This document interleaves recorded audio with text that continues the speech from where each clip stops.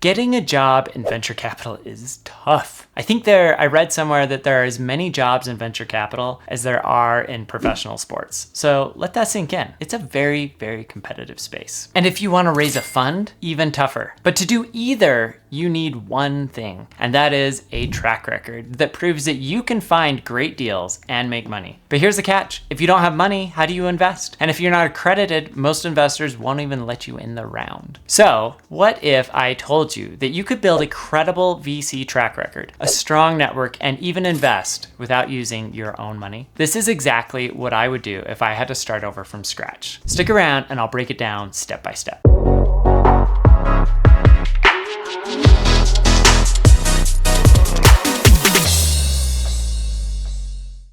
There's a backdoor into VC land. It's through equity crowdfunding platforms like WeFunder, StartEngine, Republic, and Dealmaker. These platforms have referral or scout programs. You bring them a startup that successfully raises, and they'll pay you up to $10,000. Now, most people stop here and just try to earn some extra side cash, but we're not here to make $10,000. We're here to build a VC career. The key? Only bring top-tier startups, companies VCs would kill to get into. It's gonna be hard, but that's exactly why this works. Here's how I do it. Step 1. Sign up for all the referral and venture partner programs at these different organizations. Learn the ins and outs of Reg CF, Reg A, and Reg A+. These are the legal frameworks that make this possible. Step 2, develop a thesis. Pick an area you believe in. Could be fintech, creator tools, AI infrastructure, whatever. Define the stage, business model, and what makes a great founder in that space. Step 3, start sourcing. Go to founder meetups, hit up Product Hunt, DM promising startups on X and LinkedIn. Here's my pro tip. Look for companies with strong community potential. Think companies like Replit, Mercury, or Substack. Step 4, pitch the founder. Get them excited about doing a crowdfunding round. I'll tell you exactly how to do that in just a minute. Step 5, when they raise, take your commission and reinvest it into the company. Boom, you've now sourced the deal, selected it, and invested in it. That is a real track record, and it didn't cost you a dime out of pocket. All right, so let's talk about the major players, the equity crowdfunding platforms. So let's start with WeFunder. WeFunder is one of my personal favorites, largely because the people there are awesome. They will bend over backward to help entrepreneurs be successful, and they consistently try to do the right thing. They are also the easiest to work with. They have the fewest number of hoops that they require founders to jump through. And so what that results in is they have a huge range of quality. You go on their website and you will see everything from like flying cars to some of the most elite startups out there, backed by YC and top tier venture capitalists, and everything in between. The reason for that is because they make it so easy. Companies that really don't need to do equity crowdfunding can hop on there and raise a lot of money very quickly, as well as companies that may not be able to make it through the hoops of the other platforms. The payouts that they offer range anywhere from $1,000 to $10,000, depending on the quality of the company, how much they raise, and other factors. You can read more about this on the links down in the description, and I will include links to all the different programs for these different equity crowdfunding platforms. They also offer the companies that raise on their platform a discount equal to your commission. So really, it's a win-win. All right, let's talk about StartEngine. Now, StartEngine and WeFunder trade places every quarter or so for who has the most money raised for their startups. It's backed by Mr. Wonderful from Shark Tank. He's like their spokesperson. So if you're a Mr. Wonderful fan, maybe StartEngine is your jive. They tend to be a little more selective and a little more process heavy than WeFunder, and they push founders to spend big on marketing. They have a philosophy where they believe that founders really need to spend a lot of money on marketing to drive people onto the platform to raise money in their campaign, and that the other benefit will be that they're just really doing marketing for their business. So it's kind of like two birds with one stone. They've had some major wins like Fibrobiologics that generated a 27x return for their investors. So they've got some really good stuff in there, but in terms of like the range of stuff, I would say like WeFunder has a little bit higher quality and lower quality, and StartEngine's a little bit tighter in the middle. So let's talk about Republic. Now, Republic is probably the most like Silicon Valley of the bunch. They look very much like a Silicon Valley tech firm. They're backed by some very strong VCs, including yours truly. By the way, I'm also an investor in WeFunder, so just make that disclaimer as well. And I may end up becoming an investor in the other two because I'm just really, really bullish on the overall equity crowdfunding space. But let's get back to Republic. So Republic has the tightest requirements of all the platforms. Companies that raise on their platform need to have at least 6 months of runway, which really cuts out a lot of the companies that could raise on these platforms.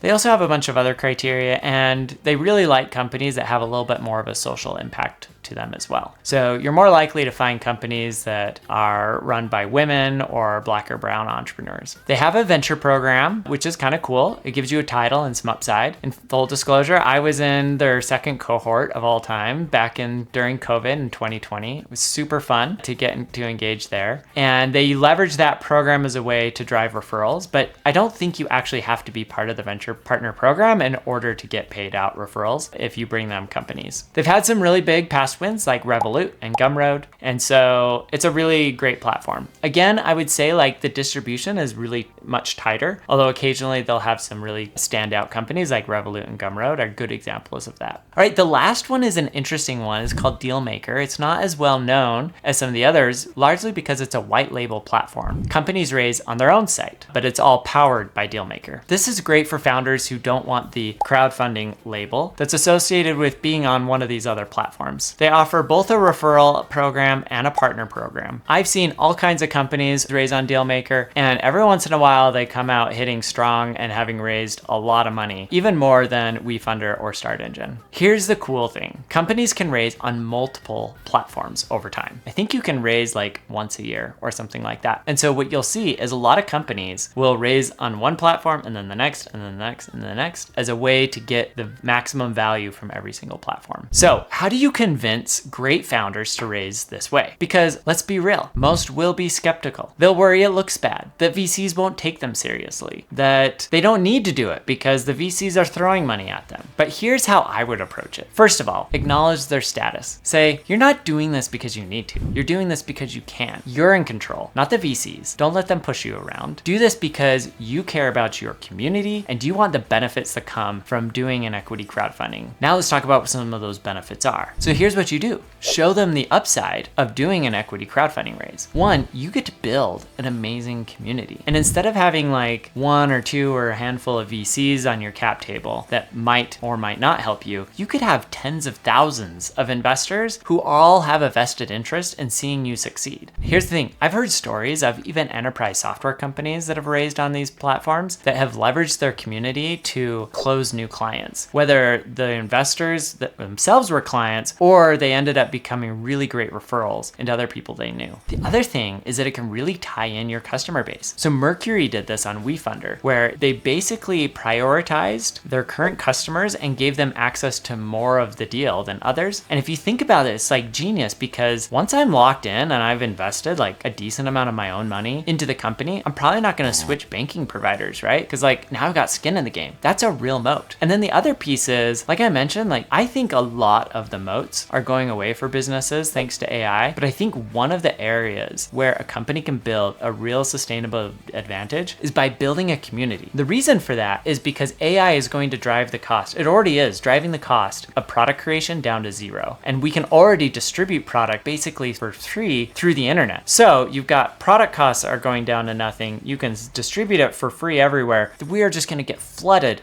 with product. And the only way that you're going to win is if you have an advantage on marketing, and having a really awesome community that's highly engaged and bought into what you're doing can give you that huge advantage on marketing. The next is use it as a marketing campaign in of itself, right? Just like how I talked about with StartEngine, it's kind of two birds with one stone. You're going to spend that money on marketing anyways. You might as well get some capital both from investors as well as customers from it. Another thing that I really like is this idea of like it signals ethical alignment. You're not just there to enrich venture capitalists. I think about that. Like this can be like a really compelling pitch to an entrepreneur. Hey, don't make the rich richer. Why don't you share the opportunity of what you are building with everyday people who aren't accredited investors and give them the opportunity to make some money off of your success? The next thing is you got to overcome some objections. They will definitely have them. So one, I would point to success stories. Companies like Mercury, Replit, Beehive, all of these are top tier companies backed by some of the best venture funds out there that all raise community rounds. And they did it by just tacking it on to the end. So it's not an either or. You can do both. You can have an institutional round and top it up with equity crowdfunding and give them, and you can decide like, let's raise $1 million or $2 million or $5 million, whatever makes sense for the round. Show them that they can set those caps, limits, the messaging, all of that stuff. There's a lot of flexibility. You can even go so far as charging a different valuation for the venture investors than from the equity crowdfunding investors. So like there is a tremendous amount of flexibility in how you package and design this whole thing. I know some companies that said, you know what, we want to get this out to as many people as possible. So they capped the total amount you could invest to $100. That company went on to raise $5 million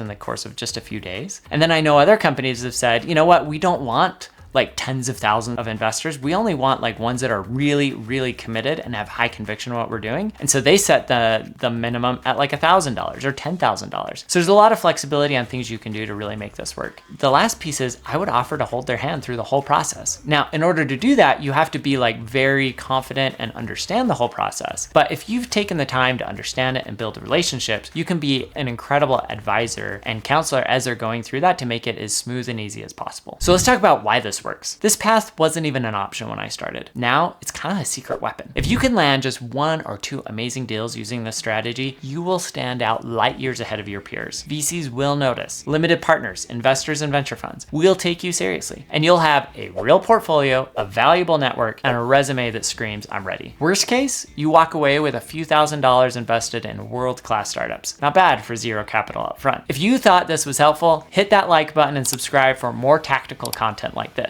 And if you're actually planning to try this strategy, drop a comment below. I'd love to hear what space you're focusing on and see where I can help. This is VC Pete. See you on the next one.